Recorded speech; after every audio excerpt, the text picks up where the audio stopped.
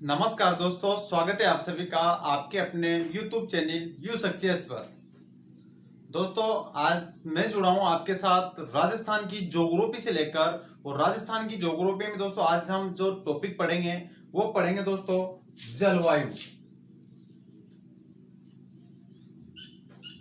राजस्थान की दोस्तों जलवायु को पढ़ेंगे दोस्तों आज।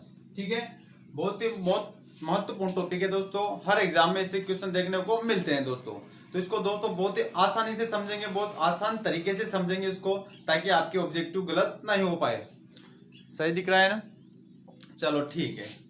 तो दोस्तों पढ़ते हैं, हम जलवायु को शुरू करते हैं दोस्तों।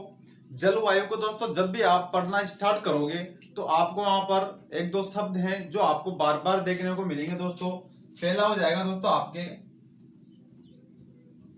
मौसम। मौसम शब्द दोस्तों आपको बार बार देखने को मिलेगा जब भी आप जलवायु पढ़ेंगे। तो एक शब्द आएगा दोस्तों ऋतु। या दोस्तों दो शब्द हैं जो आपको बार बार देखने को मिलेंगे। क्या होता है दोस्तों मौसम, और क्या होता है दोस्तों जलवायु। तो देखो आप दोस्तों, जलवायु की अल्पकालीन दशाओं को ही क्या कहा जाता है दोस्तों? मौसम कहा जाता है। जो कि दोस्तों किस प्रकार से कितना समय के लिए हो सकती है सर? तो वो हो सकती है दोस्तों एक दिन के लिए, 2 दिन के लिए, या 1 घंटे के लिए, या 2 घंटे के लिए भी हो सकती है दोस्तों। वही बात अगर दोस्तों ऋतु की जाए तो जलवायु की दीर्घकालीन दशाओं को दोस्तों, दीर्घकालीन का तात्पर्य होता है दोस्तों लंबे समय तक, दीर्घकालीन दशाओं को ही ऋतु कहा जाता है। ये कितने समय की होती है सर? तो ये होती है 2 महीने की भी हो सकती है, 3 महीने की, 4 महीने की भी दोस्तों हो सकती है।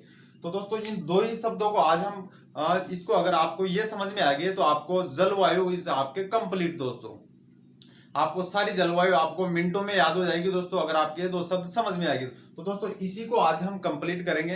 किस प्रकार से दोस्तों? तो दोस्तों अगर ऋतु की बात की जाए, जैसे मान लो दोस्तों एक और तरीका है समझने को। आप किसी दोस्त से कहते हैं कि आज शाम को, कल या कल हम कहीं घूमने चलते हैं। ऐसे में दोस्तों अगर अगर मौसम खराब हो जाता है तो आप बोलते हैं कि मौसम खराब हो गया, कल नहीं परसों चलते हैं। या कभी आपने ये सुना है कि ऋतु चेंज हो गई, कल नहीं परसों चलते हैं।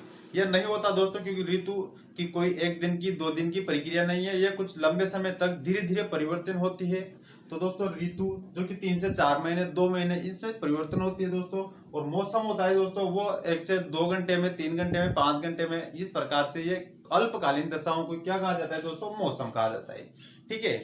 वो दोस्तों जो जलवायु मापी जाती है, सबसे गर्म जिला का सबसे ठंडा जिला, तो दोस्तों ये कोई 1 साल 2 साल की प्रक्रिया नहीं है। ये 20 से 25 वर्षों का औसत निकाला जाता है, और उसी के आधार पर किसी स्थान को गर्म स्थान या ठंडा स्थान घोषित किया जाता है दोस्तों। वो इस प्रकार से 20 से 25 वर्षों का औसत निकाला जाता है दोस्तों। ठीक है। यहाँ तक दोस्तों आपको इस प्रकार से मौसम किस भाषा का शब्द है, अरबी भाषा का, ये आपको किताबों में भी देखने को मिल जाएगा। लेकिन दोस्तों समझने वाली यहाँ पर क्या बात है वही मैं आपको आज बताऊंगा दोस्तों। तो आप दोस्तों इसको मिटाता हूं मैं एक बार।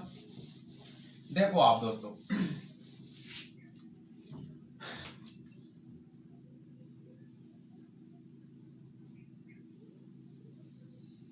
ये यहाँ पर दोस्तों मैंने बना दिया, यहाँ पर सूर्य बना दिया है। ये सूर्य बन गया दोस्तों यहाँ पर।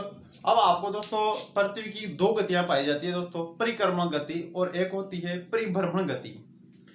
परिक्रमण गति दोस्तों क्या होती है और परिभ्रमण गति क्या होती है दोस्तों? ये मान लीजिए कि पृथ्वी है दोस्तों, और ये मान लीजिए दोस्तों ये सूर्य है, और ये दोस्तों ये पृथ्वी है। ठीक है। वो ये पृथ्वी दोस्तों अपने ही अक्ष पे दोस्तों इस प्रकार से जहां की जहां घूम रही है, उस गति को दोस्तों कहा जाता है, उसको परिभ्रमण गति कहा जाता है दोस्तों। जो कि दोस्तों अपने स्थान पे, अपने कक्ष पे घूम रही है, और दोस्तों ये जो इस प्रकार से चक्कर लगा रही है, अतः दोस्तों परिक्रमण गति, इसको कहा जाता है परिक्रमण गति। तो दोस्तों आपसे यहीं से आपके 2 क्वेश्चन बनते हैं कि किस गति के कारण दिन और रात बनते हैं? तो दोस्तों परिभ्रमण गति के कारण दिन और रातों का बनना, किस गति के कारण? परिभ्रमण गति के कारण। और दोस्तों जो ऋतु है परिवर्तन होती है वो दोस्तों होती है वो परिभ्रमण गति के कारण होती है। तो दोस्तों आपका हर कॉन्सेप्ट यहाँ से क्लियर होना चाहिए। उसी को दोस्तों आज इस डायग्राम बना के हम सीखेंगे दोस्तों कि किस प्रकार से। तो आपको दोस्तों जो पता होगा, आपको दोस्तों पृथ्वी इस प्रकार से घूम रही है। यानी कि मान लीजिए दोस्तों मैं यहाँ पर पृथ्वी बना देता हूँ, 1 मिनट के लिए मैं आता दोस्तों पृथ्वी बना देता हूँ। ये होगी दोस्तों अपनी पृथ्वी। ये इस प्रकार से दोस्तों चक्कर लगा रही है। कभी भी यहाँ पर भी आएगी पृथ्वी, वो दोस्तों ये इस प्रकार से चक्कर लगा रही है, तो कभी इस दिशा में यहाँ पर भी आएगी दोस्तों, और कभी यूं चक्कर लगा रही है तो कभी दोस्तों यहाँ पर भी आएगी पृथ्वी। एक बार इसको मिटा देते हैं। ये कभी इस स्थान पे भी दोस्तों आएगी, ठीक है। ये इस प्रकार से दोस्तों ये सूर्य है, ठीक है। अब दोस्तों यहाँ पर हो गया अपना उत्तर, यहाँ हो गया अपना दक्षिण, और यहाँ हो गया दोस्तों पूर्व, और यहाँ हो गया पश्चिम। यहाँ पर भी वही लिख देते हैं दोस्तों। यहाँ थोड़ा दोस्तों अपने इस प्रकार से 23.5 डिग्री अपने अक्ष पे झुकी हुई है दोस्तों पृथ्वी, तो यहाँ पर आते आते वो दिशा इस प्रकार से हो जाएगी दोस्तों। यहाँ पर हो जाएगी अपनी उत्तर, यहाँ हो जाएगी दक्षिण, और यहाँ हो जाएगी दोस्तों पूर्व, और यहाँ हो जाएगी अपनी पश्चिम, ठीक है। यहाँ पर दोस्तों वापस वही स्थिति बनेगी, यहाँ पर बनेगी उत्तर, यहाँ बनेगी दोस्तों दक्षिण, यहाँ बनेगी अपनी पूर्व, और यहाँ हो जाएगी अपनी पश्चिम। यहाँ पर भी दोस्तों वही बनेगी उत्तर, दक्षिण, पूर्व और दोस्तों पश्चिम, ठीक है। मैं एक बार दोस्तों इसको इस प्रकार से उत्तर से दक्षिण मिला देता हूं। ये उत्तर से दक्षिण, ठीक है दोस्तों। यहां तक आपको समझ में आ गई होगी। अब देखो आप इस प्रकार से ये सूर्य है दोस्तों, यहां पर दोस्तों एक 0 डिग्री से एक देशांतर रेखा खींची जाती है दोस्तों, अक्षांश रेखा, सॉरी दोस्तों अक्षांश रेखा दोस्तों भूमि को, पृथ्वी को 2 बराबर भागों में बांट रही है दोस्तों। उसी को नाम से जाना जाता है दोस्तों भूमध्य रेखा। कौन सी रेखा दोस्तों? भूमध्य रेखा, भूमध्य रेखा। और एक रेखा है दोस्तों यहाँ पर करक रेखा, करक रेखा। और एक रेखा है दोस्तों यहाँ पर मकर रेखा, मकर रेखा। यह दोस्तों 0 डिग्री पे ये हो जाएगी दोस्तों आपके 23.5 डिग्री, और ये भी हो जाएगी दोस्तों आपके 23.5 डिग्री। अब यहाँ पर जो दोस्तों आप देखेंगे तो ये जो सूर्य की जो किरणें दोस्तों लंबवत गिर रही है, आप देख सकते हैं कि जो सूर्य की दोस्तों किरणें हैं वो लंबवत किस पे गिर रही है दोस्तों? भूमध्य रेखा पे गिर रही है। किस पे गिर रही है दोस्तों? भूमध्य रेखा पर। तो यहाँ पर दोस्तों भूमध्य रेखा पे गिर रही है वो लंबवत किरणें। वो दिन दोस्तों जो दिन होगा वो होगा दोस्तों 21 मार्च का, 21 मार्च। ये दोस्तों 21 मार्च का दिन होगा जिस दिन भूमध्य रेखा पर दोस्तों 21 मार्च को सूर्य की किरणें लंबवत गिरती है। और दोस्तों ये वो दिन है जिस दिन उत्तरी गोलार्ध और दक्षिणी गोलार्ध में दिन और रात जो दोस्तों होते हैं वो बराबर होते हैं दोस्तों। किस दिन हो दोस्तों? 21 मार्च के दिन। अब दोस्तों एक बार और बता देता हूं मैं आपको कि ज्योग्राफी के अंदर दोस्तों 4 ही ऋतुओं को पढ़ा जाता है। हिंदी और संस्कृत में आप देखेंगे तो वहां पर आपको 6 ऋतुएं दोस्तों देखने को मिलेगी। ऐसे में क्या होता है दोस्तों कि यहाँ पर ज्योग्राफी में 4 ही ऋतुओं को पढ़ेंगे तो दोस्तों वो चारों ऋतु आपको बिल्कुल कॉन्सेप्ट क्लियर हो गया। ज्योग्राफी दोस्तों आपको मिनटों में याद हो जाएगी। यहाँ से दोस्तों 21 मार्च के बाद में दोस्तों 3 महीने की दोस्तों 4 ऋतुएं पढ़ते हैं हम ज्योग्राफी के अंदर। तो मार्च के बाद में दोस्तों अप्रैल, मई और दोस्तों आ जाएगा आपके जून। तो दोस्तों यहाँ पर आते आते पृथ्वी की जो स्थिति बन जाएगी वो इस प्रकार की बन जाएगी दोस्तों। और यहाँ पर हो जाएगा दोस्तों वो जो समय होगा दोस्तों वो होगा 21 मार्च का। यहाँ पर हो जाएगा आपके 21 जून। यहाँ पर भी दोस्तों वो तीनों रेखाएं बनाते हैं हम। और दोस्तों यहाँ पर जो तीनों रेखाएं बनाएंगे दोस्तों तो इस प्रकार से बनाएंगे, थोड़ी ऊपर बनाएंगे दोस्तों। यहाँ पर आप इस प्रकार से 3D होता तो दोस्तों मैं आपको और भी अच्छे से ग्लोब में समझ में आता। तो दोस्तों आपको यहाँ से आपको देखना है किस प्रकार से दोस्तों पृथ्वी उत्तरायण, ये जो सूर्य की स्थिति है वो दोस्तों उत्तरायण हो गई है। और दोस्तों ये हो गया आपकी करक रेखा। ये आप दोस्तों इसको 23.5 डिग्री, 0 डिग्री और 23.5 डिग्री शॉर्ट में लिखता हूं दोस्तों। भूमध्य रेखा ये होगी दोस्तों करक रेखा, करक रेखा, ठीक है। यानी कि दोस्तों 21 जून का समय वह दिन है जिस दिन सूर्य की जो दोस्तों लंबवत किरणें गिरती है वो गिरती है दोस्तों करक रेखा पर। किसके भी गिरती है दोस्तों? करक रेखा पर। तो आपको दोस्तों ये ध्यान रखना है कि 21 जून का दिन वो दिन है जो कि दोस्तों उत्तरी गोलार्ध में सबसे बड़ा दिन होता है दोस्तों। किस दिन? 21 दिन दोस्तों, जो कि दोस्तों 23.5 डिग्री किस पे गिरी है दोस्तों? करक रेखा पे गिरी है। तो दोस्तों अपना जो इंडिया है, भारत है दोस्तों उत्तरी गोलार्ध में स्थित है। इस कारण से दोस्तों यहाँ पर सबसे बड़ा दिन कौन सा होगा दोस्तों? 21 जून का होगा। अब दोस्तों वही स्थिति दोस्तों ये भूमध्य रेखा है, करक रेखा है। अब दोस्तों आगे चलते हैं हम पृथ्वी ऐसे घूम रही है दोस्तों, अपनी परिक्रमा गति लगा रही है, इसी कारण दोस्तों ऋतुओं का परिवर्तन होता है। यहाँ पर देखेंगे दोस्तों आप 21 जून के बाद में आगे चलेंगे तो यहाँ आते आते दोस्तों 23 सितंबर 23 सितंबर के दिन दोस्तों ये इस प्रकार से वापिस वही स्थिति बनेगी। 23 सितंबर के दिन जो स्थिति दोस्तों यहाँ पर 21 मार्च को बन रही दोस्तों, तो वही स्थिति बन जाएगी आपके यहाँ पर। ये वाली भूमध्य रेखा ये हो जाएगी अपनी कर्क रेखा और ये हो जाएगी दोस्तों अपनी मकर रेखा। ये 23.5 डिग्री उत्तरी अक्षांश रेखा, ये 23.5 डिग्री दक्षिण अक्षांश रेखा, ये हो जाएगी दोस्तों भूमध्य रेखा, ये हो जाएगी दोस्तों मकर रेखा और ये हो जाएगी आपकी कर्क रेखा। ठीक है, तो दोस्तों आप देख सकते हैं कि यहाँ पर भी जो लंबवत किरणें गिरी है दोस्तों वो किस पे गिरी है, यहाँ पर भूमध्य रेखा पर। तो यानी कि आपको एक और क्वेश्चन बनता है कि वह वर्ष में वो कौन से दिन है जिस दिन उत्तरी और दक्षिणी गोलार्ध में दिन और रात बराबर होते हैं दोस्तों, तो वो 2 दिन है। एक तो हो जाएगा आपके 21 मार्च और एक हो जाएगा आपके 23 सितंबर। ठीक है, अब उसके बाद में दोस्तों आगे चलते हैं। आगे चलने के बाद में सितंबर के बाद में अक्टूबर, नवंबर और दोस्तों दिसंबर। क्या आ जाएगा दोस्तों? दिसंबर। ये दिसंबर है दोस्तों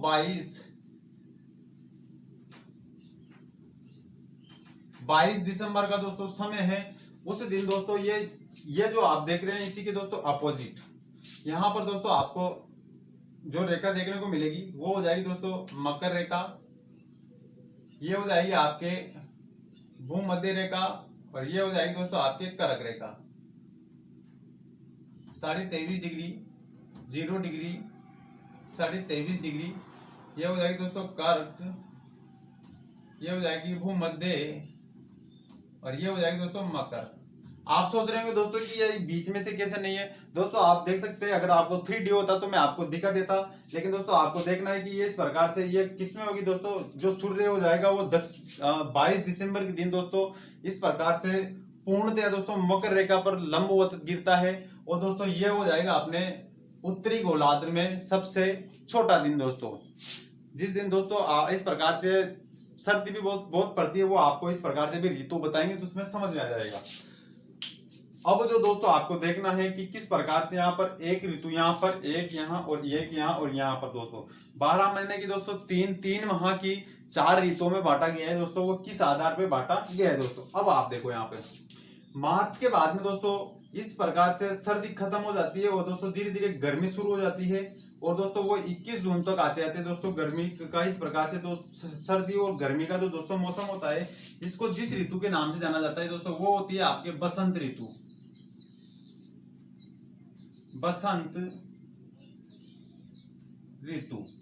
बसंत ऋतु के नाम से दोस्तों इसको जाना जाता है और दोस्तों 21 जून से लेकर दोस्तों भयंकर गर्मी शुरू हो जाती है जो कि दोस्तों 23 सितंबर तक चलती है। इसको दोस्तों जिस ऋतु के नाम से जाना जाता है वो जाएगी आपके ग्रीष्म ऋतु के नाम से जाना जाता है दोस्तों। और 23 सितंबर के बाद में दोस्तों यहाँ से लेकर यहाँ तक जो इस प्रकार से गर्मी सर्दी इस प्रकार की ऋतु पाई जाती है उसको दोस्तों शरद ऋतु के नाम से जाना जाता है। शरद ऋतु के नाम से जाना जाता है। और दोस्तों यहाँ से लेकर यहाँ तक दिसंबर के बाद में बहुत ठंड शुरू हो जाती है दोस्तों। तो यहाँ पर जो हो जाएगी दोस्तों शीत ऋतु। अब जो दोस्तों यहाँ से समझने वाली बात वो है जो देखो आप यहाँ से ये जो दोस्तों मैंने ऋतुएं बताई है ये बताइए मैंने उत्तरी गोलार्ध की बताई है। किसकी बताई दोस्तों? अपने उत्तरी गोलार्ध की। कि दोस्तों यहाँ से 21 मार्च से लेकर 21 जून तक कौन सी ऋतु रहेगी? उत्तरी गोलार्ध में बसंत ऋतु रहेगी, ग्रीष्म ऋतु रहेगी 21 जून से लेकर 23 सितंबर तक और 23 सितंबर के बाद में शरद ऋतु आ जाएगी जो 22 सितंबर की। ये दोस्तों उत्तरी गोलार्ध की। यहाँ से आपका कॉन्सेप्ट क्लियर होना चाहिए। यहाँ से आपके समझ में आ गया तो आपको दोस्तों ऋतुएं आपके इस कंप्लीट। ये उत्तरी गोलार्ध की है बात दोस्तों। अगर आपसे पूछा जाता है कि मान लीजिए कि 23 सितंबर के दिन दोस्तों उत्तरी गोलार्ध में ग्रीष्म ऋतु है तो 23 सितंबर के दिन दक्षिणी गोलार्ध में कौन सी ऋतु होगी? तो दोस्तों वहां की इसके जस्ट अपोजिट होगी दोस्तों शीत ऋतु। दक्षिणी गोलार्ध में क्या पाई जाएगी दोस्तों? शीत ऋतु। आज तो हमने ये पहले भी देखा था अभी कि जो पृथ्वी का जो भाग होता है दोस्तों, उस पे आधे भाग पर ही सूर्य का प्रकाश जाता है और आधा पे इस प्रकार से उजाला और आधे पे आपको अंधेरा देखने को मिलता है दोस्तों। उसी प्रकार से जो ऋतु में भी वही है दोस्तों कि किस प्रकार से 23.5 डिग्री अक्षांश अपने अक्ष पे झुके होने के कारण यहाँ पे दोस्तों ठीक अपोजिट पाया जाएगा। यहाँ पर अगर उत्तरी गोलार्ध में ग्रीष्म ऋतु है तो दक्षिणी गोलार्ध में शीत ऋतु पाई जाएगी। अगर दोस्तों उत्तरी गोलार्ध में शरद ऋतु है तो दक्षिणी गोलार्ध में आपको वसंत ऋतु पाई जाएगी। अब बताओ आपको क्या समझ में नहीं आया इसमें? फिर आगे की बात करते हैं दोस्तों अपन। ये आपको समझ में आना दोस्तों जरूरी है। कमेंट के माध्यम से मुझे बताइए कि आपको क्या समझ में नहीं आया। ये किसके ऋतु परिवर्तन किस गति के कारण हो रहे दोस्तों? परिक्रमण गति के कारण। दिन और रात किस गति के कारण बन रहे हैं? वो बन रहे हैं दोस्तों परिभ्रमण गति के कारण। 3 महीने की दोस्तों 4 ऋतुएं पड़ती है अपन ज्योग्राफी के अंदर। ग्रीष्म ऋतु, शरद ऋतु, शीत ऋतु और बसंत ऋतु दोस्तों। उत्तरी गोलार्ध में सबसे बड़ा दिन कौन सा होता है दोस्तों? उत्तरी गोलार्ध देख लो कर्क रेखा में दोस्तों, कर्क रेखा में 21 जून का होता है सबसे बड़ा दिन। सबसे छोटा दिन कौन सा हो जाएगा दोस्तों? इसी के अपोजिट हो जाएगा दोस्तों 22 दिसंबर का। दक्षिणी गोलार्ध में सबसे बड़ा दिन कौन सा होता है दोस्तों? 22 दिसंबर का होता है, क्योंकि देखो यहाँ पर मकर रेखा पे दोस्तों लंबवत गिर रहा है सूर्य की किरणें। सबसे बड़ा दिन हो जाएगा। कर्क रेखा पे दोस्तों ऊपर की ओर चला गया, यानी कि सूर्य दक्षिणायन है, तो यानी कि यहाँ पर सबसे छोटा दिन होगा दोस्तों। क्या समझ में नहीं आया आपकी? कमेंट के माध्यम से। आज आपके होना चाहिए कंसेप्ट क्लियर। आज आपको पढ़ लिया दोस्तों तो आपके कभी भी से कोई टॉपिक आपके गलत नहीं हो पाएगा दोस्तों। तो ये इसका दोस्तों एक बार स्क्रीनशॉट ले लो, फिर आगे की बात दोस्तों हम करेंगे, ठीक है।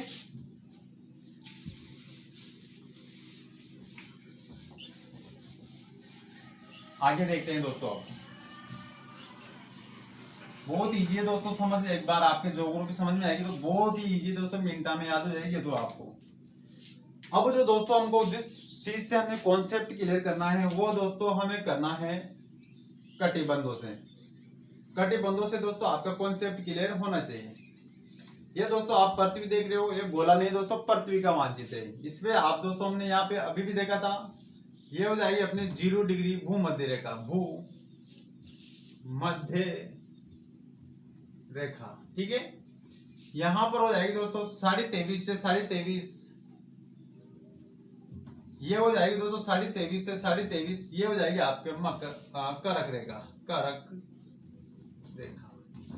यहाँ 23.5 से 23.5 दोस्तों आपकी हो जाएगी मकर रेखा, मकर रेखा, ठीक है। यहाँ से दोस्तों 66 अंटार्कटिक वर्त रेखा और आर्कटिक वर्त रेखा भी दोस्तों खींची जाती है, जो कि 66 से 66, ठीक है। इधर भी 66 है, ध्यान रखना। 66 उत्तरी गोलार्ध और 66 से 66 दक्षिणी गोलार्ध। इस पे आपने देखो दोस्तों ये वाला जो क्षेत्र है, ये वाला क्षेत्र आप जो देख रहे हैं, इस क्षेत्र में दोस्तों ये सूर्य है, ये सूर्य है दोस्तों। सूर्य की किरणें दोस्तों इस पे लंबवत गिरती है। जब भी आप देखोगे तो हमेशा ही इस पे दोस्तों कभी न कभी दोस्तों सूर्य की किरणें हमेशा ही इस पे गिरती रहती है, चाहे तिरछी गिरे सीधी गिरे। इस कारण से दोस्तों ये जो क्षेत्र है दोस्तों गर्म क्षेत्र पाया जाता है। और दोस्तों इस जो कटिबंध के नाम से जिसको जाना जाता है दोस्तों वो है उष्ण कटिबंध के नाम से दोस्तों इसको जाना जाता है। जो दोस्तों 23.5 डिग्री उत्तरी अक्षांश रेखा से लेकर 23.5 डिग्री दक्षिण अक्षांश रेखा तक ये दोस्तों जिस कटिबंध में माना जाता है दोस्तों उष्ण कटिबंध के नाम से। वहीं पे दोस्तों 23.5 डिग्री उत्तरी अक्षांश से लेकर 66 डिग्री उत्तरी अक्षांश का जो समय जो जिस कटिबंध के नाम से जाना जाता है उसको दोस्तों शीतोष्ण कटिबंध, शीतोष्ण कटिबंध के नाम से दोस्तों इसको जाना जाता है। और वहीं पे आप दक्षिणी गोलार्ध में देखेंगे तो 23.5 डिग्री दक्षिणी गोलार्ध से लेकर 23.5 डिग्री दक्षिण अक्षांश रेखा से लेकर 66 डिग्री दक्षिण अक्षांश तक दोस्तों इसको दक्षिणी शीत कटिबंध के नाम से जाना जाता है। शीतोष्ण कटिबंध के नाम से इसको जाना जाता है। उसके बाद में दोस्तों आप नीचे वाले देखेंगे तो इसको दक्षिणी, इसमें दोस्तों हमेशा बर्फ जमी रहती है 66 से लेकर दोस्तों 90 डिग्री तक। इसको हमेशा बर्फ जमी रहती है, इसको लगा दोस्तों शीत, दक्षिणी शीत कटिबंध। और दोस्तों यहाँ पर उत्तरी शीत कटिबंध के नाम से इसको जाना जाता है दोस्तों। अब आपको दोस्तों यहाँ से समझने वाली बात क्या है, पहले तो आपके क्वेश्चन आएगा कि जो पृथ्वी को कुल कितने कटिबंधों में बांटा गया है। तो दोस्तों आपका आंसर यहाँ वहां से 6 नहीं होगा, बच्चे 6 ही लगा के आते हैं। आपका जो यहाँ से आंसर होगा वो होगा दोस्तों आपके 5 कटिबंधों में इसको बांटा गया है। उष्ण कटिबंध, उत्तरी शीतोष्ण कटिबंध, दक्षिणी शीतोष्ण कटिबंध, दक्षिणी शीत कटिबंध और उत्तरी शीत कटिबंध। तो 5 कटिबंधों में बांटा गया है। अब आपको यहाँ से क्वेश्चन क्या क्या बनते हैं आपके। आप जो दोस्तों राजस्थान देखेंगे तो राजस्थान दोस्तों कर्क रेखा जो है राजस्थान के डूंगरपुर और बांसवाड़ा से को काटती हुई दोस्तों नजर गुजरती है। ठीक है, तो दोस्तों यहाँ पर मैं राजस्थान बना देता हूँ। ये दोस्तों आप राजस्थान देखेंगे तो इस प्रकार से दोस्तों लगभग 90% जो राजस्थान है वो दोस्तों कर्क रेखा के उत्तर में स्थित है दोस्तों। तो यानी कि ये कौन सा कटिबंध आ गया दोस्तों, शीतोष्ण कटिबंध। कुछ क्षेत्र को छोड़कर और बाकी राजस्थान जो जिस कटिबंध में आता है दोस्तों वो आता है दोस्तों शीतोष्ण कटिबंध। ठीक है, अब यहाँ से आगे से देखो आप जो कर्क रेखा है दोस्तों, अगर भारत की बात करें तो दोस्तों भारत को इस प्रकार से जो कर्क रेखा है वो 2 बराबर भागों में बांटती है। अब बताओ आपको भारत को किस कटिबंध में रखें। कमेंट के माध्यम से मुझे बताइए कि भारत को किस कटिबंध में रखा जाए। बताइए मुझे किस कटिबंध में रखे भारत को अपन। अब देखो दोस्तों यहां से क्या समझना है हमें। अब यहां से दोस्तों इस प्रकार से आधा ऊपर और आधा नीचे है 23.5 डिग्री की। इस कारण से दोस्तों जो हमारे भूगोलवेत्ता है उन्होंने सोचा कि इसको किस कटिबंध में रखा जाए। ऐसे में क्या किया दोस्तों 23.5 डिग्री से दोस्तों 5 अक्षांश ऊपर और दोस्तों 5 अक्षांश दक्षिण में। इस प्रकार से दोस्तों ये जो इस अक्षांश के मध्य का जो क्षेत्र है दोस्तों उसको इसमें एक नाम दिया उपोष्ण कटिबंध का नाम दिया इसको। ध्यान रहे 23.5 डिग्री उत्तरी अक्षांश के 5 डिग्री दक्षिण में और 5 डिग्री उत्तर में। वैसे ही दोस्तों मकर रेखा के भी 5 डिग्री उत्तर और 5 डिग्री दक्षिण जो 10 अक्षांश रेखा है उसके मध्य का जो समय है दोस्तों उसको उत्तरी उपोष्ण कटिबंध और दक्षिणी उपोष्ण कटिबंध का नाम दिया दोस्तों। तो आपसे अगर पूछा जाए कि भारत की जो जलवायु वो किस प्रकार की किस कटिबंध में आती है तो दोस्तों आपका वहीं से आंसर आपका उपोष्ण कटिबंध जलवायु में आती है। अगर उपोष्ण कटिबंध आपके ऑप्शन में ना मिलता है तो आप वहां पर दोस्तों शीतोष्ण कटिबंध भी लगा सकते हैं, क्योंकि कुछ भूगोलवेत्ताओं ने यह माना है कि यहाँ पर हमेशा ही गर्मी पड़ती है, इस कारण हम इसको शीतोष्ण कटिबंध में भी रख सकते हैं दोस्तों। ठीक है क्या, यहाँ तक आपको समझ में आया क्या। यह चीज आपकी कंप्लीट होनी चाहिए। ये दो तो आपसे पूछा जा सकता है किस गोलार्ध में है दोस्तों, आपके आ जाए कि भारत जो है वो किस कटिबंध के अंतर्गत आता है। तो दोस्तों वहां पर आपको ऑप्शन देखने को मिलेंगे उष्ण कटिबंध, उत्तरी शीतोष्ण कटिबंध, दक्षिणी शीतोष्ण कटिबंध, उत्तरी शीत कटिबंध, दक्षिणी शीत कटिबंध, ये आपको ऑप्शन में मिलेंगे। तो आपको वहां पर उत्तरी शीतोष्ण कटिबंध आंसर लगाना है। ठीक है क्या, समझ में आ गया। चलो ठीक है, कमेंट के माध्यम से मुझे बताते रहे दोस्तों, हमें एलर्जी मिलती है हमें आपके कमेंट से। ठीक है, ताकि और भी बेस्ट से बेस्ट लेके आऊं मैं आपके लिए। अब आपको दोस्तों यहाँ पर आगे की जो बात है वो हम इसमें देखेंगे। ठीक है, अगर दोस्तों वीडियो अच्छा लगे तो चैनल को सब्सक्राइब करना ना भूले और साथ में बेल आइकन को भी प्रेस करें ताकि हमारे नई वीडियो की नोटिफिकेशन आपको मिलती रहेगी दोस्तों। ठीक है, अब देखते हैं दोस्तों जलवायु। ठीक है, राजस्थान की जलवायु।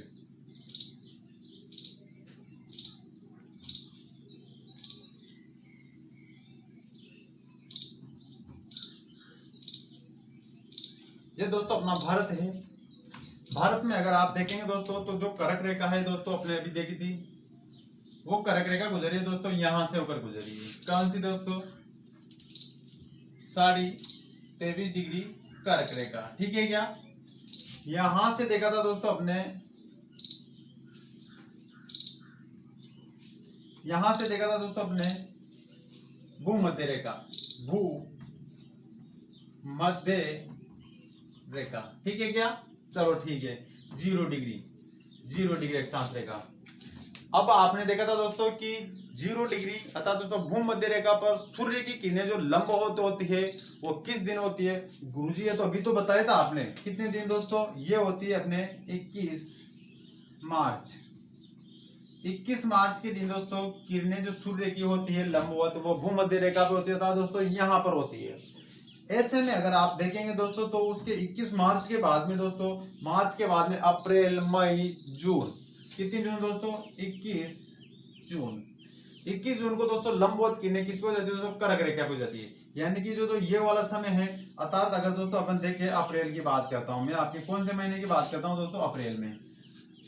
मार्च, अप्रैल, मई, जून, ऐसे तो होगा दोस्तों। तो ये बात है दोस्तों अप्रैल की। अप्रैल के महीने में दोस्तों सूर्य की किरणें लंबवत कहां पर होगी दोस्तों? यहां पर होगी। दो चीजें आपके यहां से और बनती है, कौन कौन सी? कि जहां पर सूर्य का ताप अधिक होगा वहां पर वायु दाब कैसा होगा? तो आपको जब भी प्रश्न आएगा कि जहां पर ताप अधिक होगा वहां पर वायु दाब क्या होगा दोस्तों? कम होगा, ऑप्शन में मिलेगा। ज्यादा होगा, सामान्य होगा, अधिक होगा, इस प्रकार से ऑप्शन मिलेंगे। न्यून होगा। तो दोस्तों यहां से आपका क्वेश्चन बनता है कि जहां पर ताप अधिक होता है वहां पर वायु दाब क्या होता है दोस्तों? सुनो आप, जहां पर ताप पड़ेगा दोस्तों हवाएं गर्म होगी, और गर्म होकर दोस्तों ऊपर उठने लगेगी हवाएं। ऊपर उठने के कारण दोस्तों उस स्थान पर जो वायु दाब है वो दोस्तों निम्न पाया जाएगा। क्या पाया जाएगा उसको? निम्न वायु दाब। क्या पाया जाएगा दोस्तों? जहां पर ताप अधिक होगा, ताप अधिक, वहां पर दोस्तों वायु दाब निम्न या कम पाया जाएगा दोस्तों। ठीक है।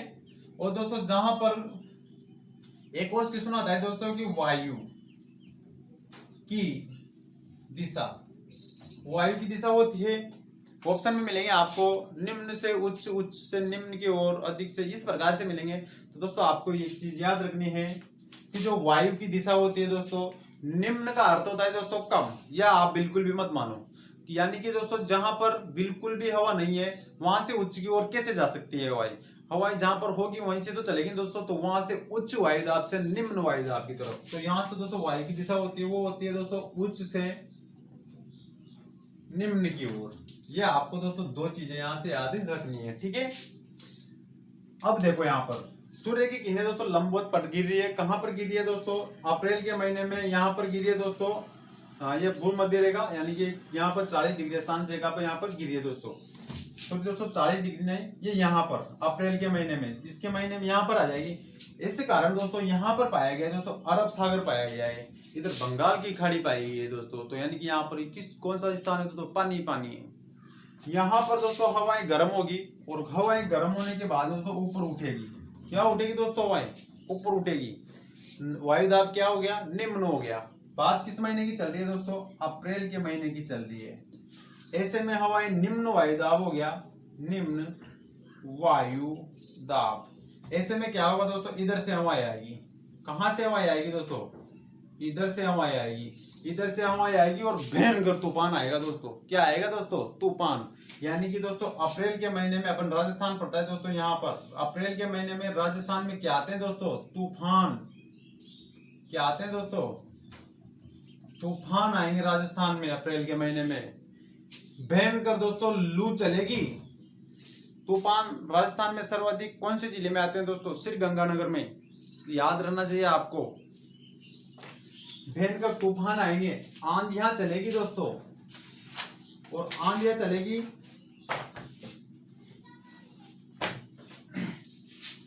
कौन से महीने में दोस्तों? अप्रैल के महीने में तूफान आएंगे, आंधियां चलेगी। और दोस्तों इस हवा के साथ कुछ यहां से आपके आएंगी। और दोस्तों ये केरल और कर्नाटक, ये जो क्षेत्र है दोस्तों, इन क्षेत्रों में दोस्तों ये जो तूफान या हवाएं आएगी भयंकर, ये कुछ दोस्तों वर्षा करते हैं, जिसको इस प्रकार की जलवायु बन जाती है, जो कि दोस्तों हमारे यहाँ पर जून जुलाई में बनती है। आम जो पकते हैं ना, वो उस समय दोस्तों केरल में यहाँ पर जल्दी आम आ जाते हैं, यानी कि यहाँ पर वर्षा करते हैं। और दोस्तों उस वर्षा को जिस नाम से जाना जाता है, उस नाम से आम्र वर्षा के नाम से, आम्र वर्षा के नाम से इसको जाना जाता है। या इसको दोस्तों फूलों की वर्षा भी कहा जाता है। फूलों की वर्षा भी दोस्तों इसको कहा जाता है, फूलों की वर्षा।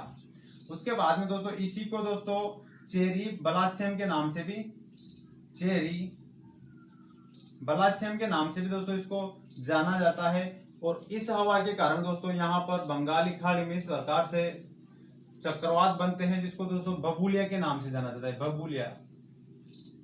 भभूलिया के दोस्तों नाम से जाना जाता है। यहाँ पर पड़ता है दोस्तों छोटा नागपुर का पठार, जहां से भी दोस्तों तूफान उठते हैं, उसे दोस्तों नॉर्वेस्टर के नाम से जाना जाता है।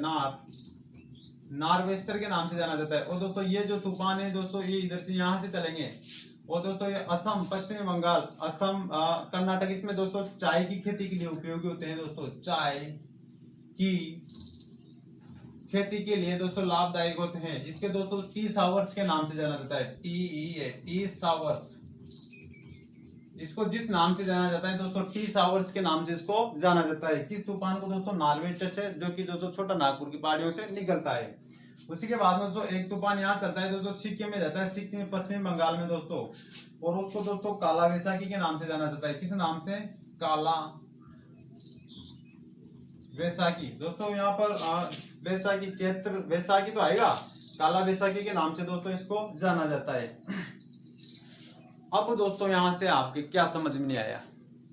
फिर चलेंगे हम राजस्थान की जलवायु की तरफ चलेंगे। अब बताओ मुझे क्या समझ में नहीं आया आपके, कमेंट करो, मुझे एनर्जी मिलती है उससे। मुझे कमेंट करो कि आपको क्या समझ में नहीं आया इसमें।